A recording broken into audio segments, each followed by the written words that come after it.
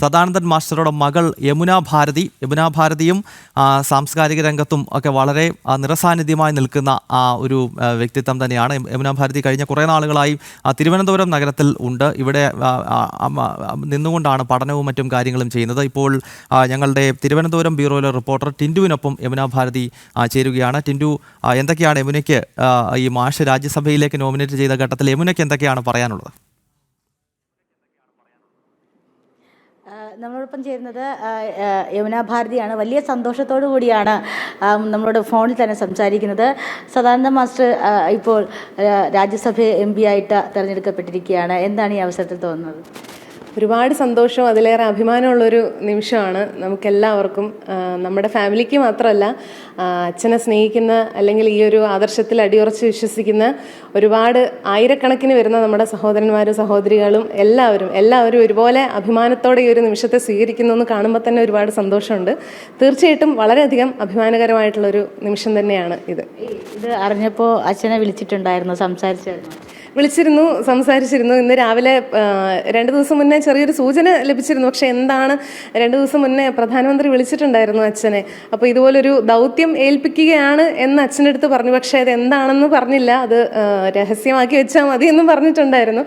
അപ്പോൾ ഇന്ന് രാവിലെയാണ് അത് കൺഫർമേഷനായിട്ട് എന്താണ് ആ ഒരു ഡ്യൂട്ടി എന്നുള്ള കാര്യം അറിഞ്ഞത്. അപ്പോൾ അറിഞ്ഞപ്പോൾ തീർച്ചയായിട്ടും വളരെയധികം എക്സൈറ്റഡ് ആയിരുന്നു.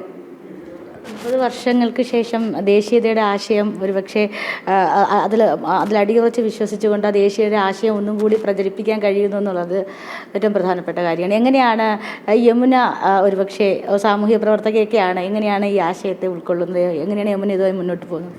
തീർച്ചയായിട്ടും എനിക്ക് ഓർമ്മ വെച്ച നാൾ മുതൽ ഞാൻ കണ്ടു വളർന്നതാണ് ഈ ഒരു ആദർശവും കാര്യങ്ങളൊക്കെ.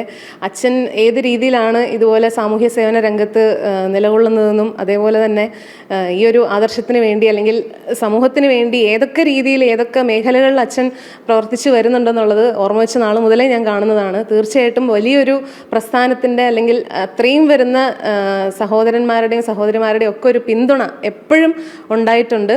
അപ്പോൾ തീർച്ചയായിട്ടും ഇത്രയും നാൾ എങ്ങനെയാണോ അച്ഛൻ പ്രവർത്തിച്ചു വന്നത് അതേപോലെ തന്നെ കുറച്ചും കൂടെ നല്ല രീതിയിൽ അല്ലെങ്കിൽ മെച്ചപ്പെട്ട രീതിയിലാണെങ്കിലും സമൂഹത്തിന് വേണ്ടി ഒരുപാട് കാര്യങ്ങൾ ഇനിയും ചെയ്യാൻ പറ്റുമെന്ന് തന്നെയാണ് നമ്മളെല്ലാവരുടെയും വിശ്വാസം. 30 വർഷങ്ങൾക്ക് മുമ്പ് ഇടതുപക്ഷം ഒരുപക്ഷെ ഒരു വെട്ടിക്കളഞ്ഞുകൊണ്ട് ഒരുപക്ഷെ ഇല്ലാതാക്കപ്പെട്ടൊരു വ്യക്തിയായിരുന്നു. അപ്പോൾ ആ ആശയത്തെ എതിർക്കാനുള്ള ശക്തിയും കൂടിയല്ലേ ഈ ഒരു ഘട്ടം എന്ന് പറയുമ്പോൾ? അത് ശക്തി ഉണ്ടായിരുന്നു, പക്ഷെ അതിനുപരി കൂടുതൽ ഒരു ഊർജ്ജം നൽകുന്നതല്ലേ? തീർച്ചയായിട്ടും അവർ അന്ന് പ്രതീക്ഷിച്ചിട്ടുണ്ടാവുക എന്താണെന്ന് വെച്ച് കഴിഞ്ഞാൽ ആ ഒരു രീതിയിൽ ഫിസിക്കലി ഒരാളെ അറ്റാക്ക് ചെയ്യുന്നതിലൂടെ ഒരു പക്ഷേ അതുവരെ ആ വ്യക്തി എന്താണോ മീൻസ് സമൂഹത്തിന് കൊടുത്തുകൊണ്ടിരുന്ന സന്ദേശം അത് അതോടുകൂടെ പ്പെടും എന്നുള്ള ഒരു ഉദ്ദേശത്തോടു കൂടിയായിരിക്കും അവരങ്ങനെ ചെയ്തത്. പക്ഷേ അതുകൊണ്ട് അച്ഛൻ തളർന്നില്ല.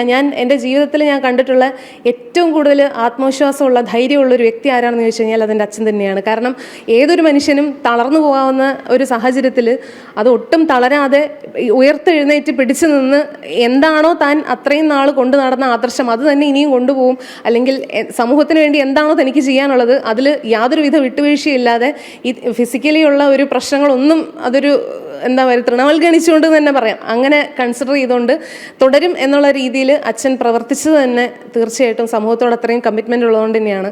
അത് അവരെന്താണോ മനസ്സിൽ കരുതിയിരുന്നത് ആ ലക്ഷ്യം നടന്നിട്ടില്ല.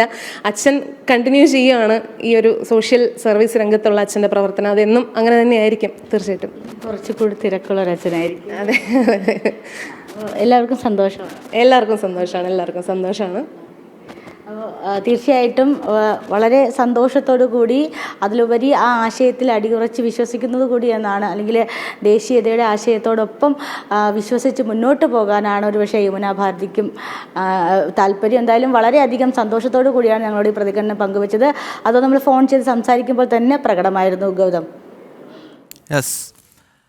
സദാനന്ദൻ മാസ്റ്റർ രാജ്യസഭയിലേക്ക് പോകുന്നതിൻ്റെ സന്തോഷം മകൾ യമുന ഭാരതി ജനം TV-ക്കൊപ്പം പങ്കുവയ്ക്കുകയായിരുന്നു. തിരുവനന്തപുരത്ത് നിന്നും ടിൻഡു ദാസാണ് യമുനയ്ക്കൊപ്പം ചേർന്നത്.